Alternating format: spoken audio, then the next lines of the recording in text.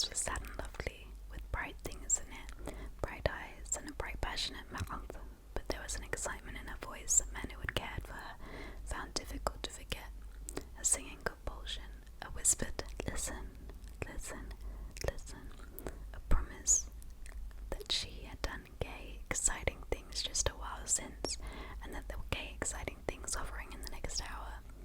I told her how I had stopped off in Chicago for a day on my way east, and how a dozen people had sent their love through me. Did they miss me? She cried ecstatically.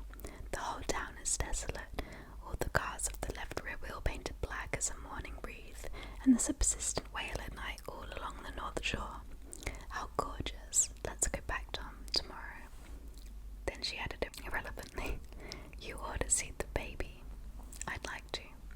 She's asleep. She's 3 years old. Haven't you ever seen her? Never. Well, you ought to see her. She's...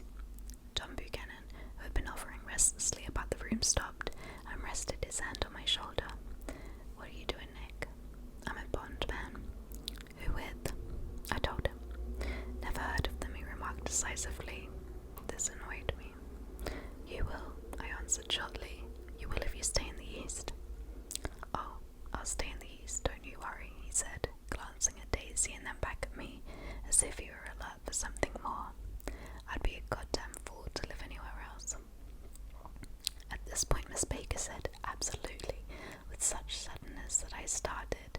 It was the first word she'd uttered since I came into the room. Evidently it surprised her as much as it did me, for she yawned, and with a series of rapid, deft movements stood up into the room. I'm stiff, she complained. I've been lying on the sofa for as long as I can remember. Don't look at me, Daisy retorted. I've been trying to get you to New York all afternoon. No thanks, said Miss Baker to the 4 cocktails just in from the pantry. I'm absolutely in training. Her host looked at her incredulously. You are. He took down his drink as if it were a drop in the bottom of a glass. How you ever get anything done is beyond me. I looked at Miss Baker, wondering what it was she got done. I enjoyed looking at her. She was a slender, small-breasted girl with an erect carriage, which she accentuated by throwing her body backward at the shoulders like a young cadet.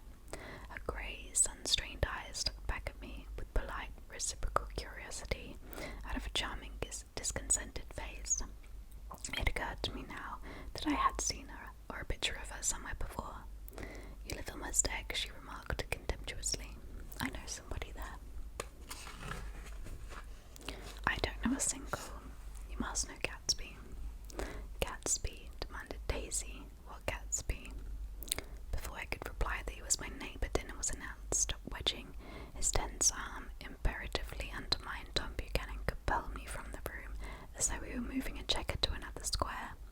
Slenderly, languidly, the hands set lightly on their hips, the 2 young women preceded us out to a rosy-coloured porch, open toward the sunset, where 4 candles flickered on the table in the diminished wind.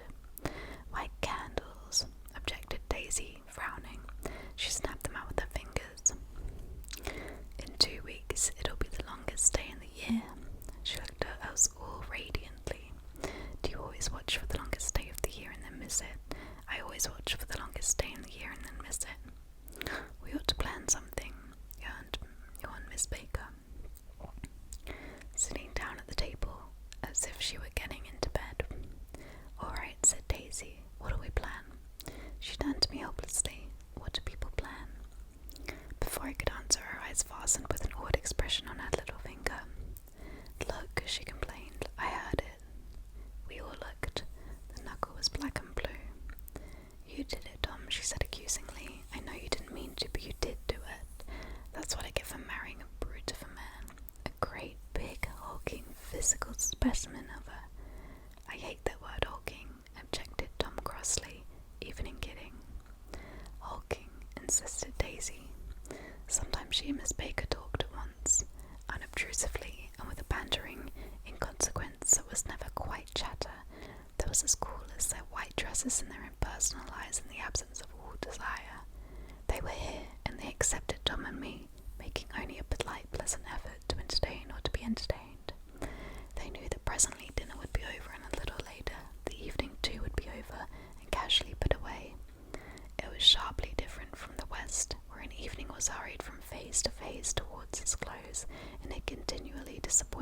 anticipation or else in sheer nervous dread of the moment itself. You make me feel uncivilized, Daisy, I confessed on my second glass of corky, but rather impressive claret. Can't you talk about crops or something? I meant nothing in particular by this remark, but it was taken up in an unexpected way. Civilization's going to pieces, broke out Tom violently. I've gotten to be a terrible pessimist about things. Have you read The Rise of the Coloured Empires by this man Goddard? Why no, I answered, rather surprised by his tone. Well, it's a fine book and everybody ought to read it. The idea is, if we don't look out, the white race will be utterly submerged. It's all scientific stuff. It's been proved. Tom's getting very profound, said Daisy with an expression of unthoughtful sadness. He reads deep books with long words in them. What was that word Well, these books are all scientific, insisted Tom, glancing at her impatiently. This fellow has worked out the whole thing. It's up to us, who are the dominant race, to watch out, or these other races will have control of things. You've got to beat them down, whispered Daisy, winking ferociously toward the fervent sun. You ought to live in California, began Miss Baker, but Tom interrupted her by shifting heavily in his chair. The idea is that we're Nordics. I am and you are, and after an infinitesimal hesitation, he included Daisy with a slight nod, and she winked at me again. And we've produced all the things that go to make civilization. Oh, science and art and all that. Do you see? There was something pathetic in his concentration, as if his complacency, more acute than of old, was not enough to him anymore. When almost immediately the telephone rang inside and the butler left the porch, Daisy seized upon the momentary interruption and leaned towards me. I'll tell you a family secret. I'll tell you a secret, she whispered enthusiastically. It's about the butler's nose. Do you want to hear about the butler's nose? That's why I came over tonight. Well, he wasn't always a butler. He used to be the silver polisher for some people in New York that had silver service for 200 people. He had to polish it from morning till night until finally it began to affect his nose. Things went from bad to worse, suggested Miss Baker. Yes, things went from bad to worse until he finally had to give up his position. For a moment the last sentence fell with romantic affection upon her glowing face. Her voice compelled me forward breathlessly as I listened. Then the glow faded, each light deserting her with lingering regret, like children leaving a pleasant street at dusk. The butler came back and murmured something close to Tom's ear, whereupon Tom frowned, pushed back his chair, and without a word went inside, as if his absence quickened something within him. Daisy leaned forward again, her voice glowing and singing. I love to see you at my table, Nick. You remind me of a rose, an absolute rose. Doesn't he? She turned to Miss Baker for confirmation. An absolute rose. This was untrue. I am not even faintly like a rose. She was only extemporizing, but a stirring warmth flowed from her, as if her heart was trying to come out, to you concealed in one of those breathless, thrilling words. Then suddenly she threw her napkin on the table and excused herself and went into the house. Miss Baker and I exchanged a short glance, consciously devoid of meaning. I was about to speak when she sat up alertly and said shh in a warning tone. A subdued, impassioned murmur was audible in the room beyond, and Miss Baker, leaning forward unashamed, trying to hear. The murmur trembled on the verge of coherence, sank down, mounted excitedly, and then ceased altogether. This Mr. Gatsby you spoke of is my neighbour, I began. Don't talk. I want to hear what happens. Is something happening? I inquired innocently. You mean to say you don't know? Said Miss Baker, honestly surprised. I thought everybody knew. I don't. Why? She said hesitantly. Tom's got some woman in New York. Got some woman, I repeated blankly. Miss Baker nodded. She might have the decency not to telephone him at dinner time, don't you think? Almost before I had grasped her meaning, there was the flutter of a dress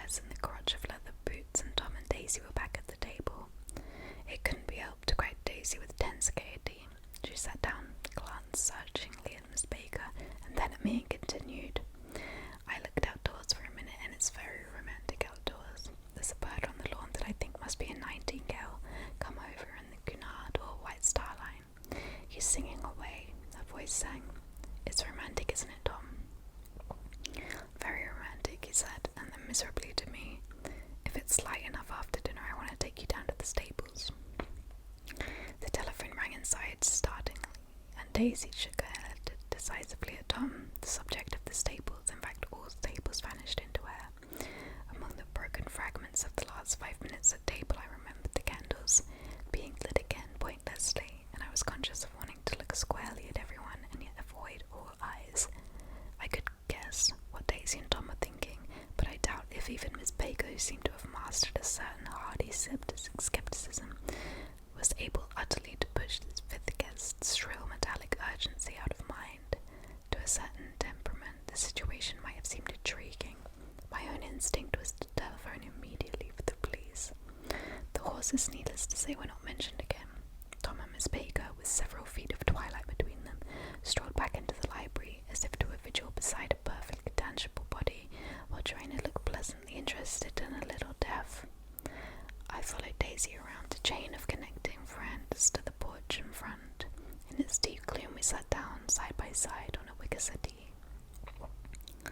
Daisy took her face in her hands as if feeling its lovely shape, and her hands moved gradually out into the velvet dusk. I saw that turbulent emotions possessed her, so I asked what I thought would be some sedative questions about that little girl. "We don't know each other very well, Nick," she said suddenly. "Even if we're cousins, you didn't come to my wedding." "I wasn't back from the war." "That's true," she hesitated. "Well, I've had a very bad time. Nick and I'm pretty cynical about everything." Evidently she had reason to be. I waited, but she didn't say any more, and after a moment I returned rather feebly to the subject of her daughter. "I suppose she talks and eats and everything."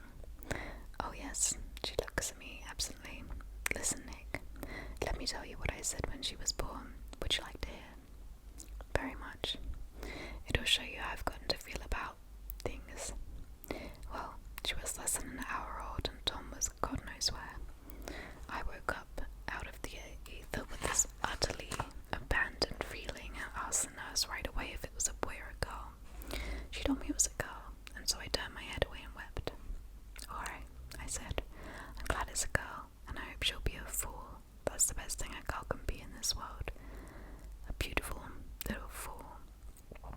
You see, I think everything is terrible anyhow." She went on in a convinced way. "Everybody thinks so, the most advanced people, and I know. I've been everywhere and seen everything and done everything." Her eyes flashed around her in a defiant way, rather like Tom's, and she laughed with thrilling scorn. "Sophisticated. God, I'm sophisticated." The instant her voice broke off, ceasing to compel my attention, my belief, I felt the basic insincerity of what she had said. It made me uneasy, as though the whole evening had been a trick of some sort to exact a contributory emotion from me. I waited, and sure enough, in a moment she looked at me with an absolute smirk on her lovely face, as if she had asserted her membership in a rather distinguished secret society to which she and Tom belonged. Inside, the crimson room bloomed with light. Tom and Miss Baker sat at either end of the long couch, and she read aloud to him from the Saturday Evening Post, the words, murmurous and uninflected, running together in a soothing tune. The lamplight, bright on his boots and dull on the autumn leaf yellow of her hair, glinted along the paper as she turned a page with a flutter of slender muscles in her arms. When we came in, she held us silent for a moment with a lifted hand. "To be continued," she said, tossing the magazine on the table, "in our very next issue." Her body asserted itself with a restless movement of her knee, and she stood up. 10 o'clock, she remarked, apparently finding the time on the ceiling. "Time for this good girl to go to bed. Jordan's going to play in the tournament tomorrow," explained Daisy, "over at Westchester." "Oh, you're Jordan Baker." I knew now why her face was familiar. Its pleasing, contemptuous expression had looked out at me from many pictures of the sporting life at Asheville and Hot Springs and Palm Beach. I had heard some story of her too, a critical and pleasant story, but what it had I had forgotten long ago. What it was I had forgotten long ago. "Good night," she said softly. "Wake me up at 8, won't you? If you'll get up." "I will. Good night, Mr. Carroway. See you anon." "Of course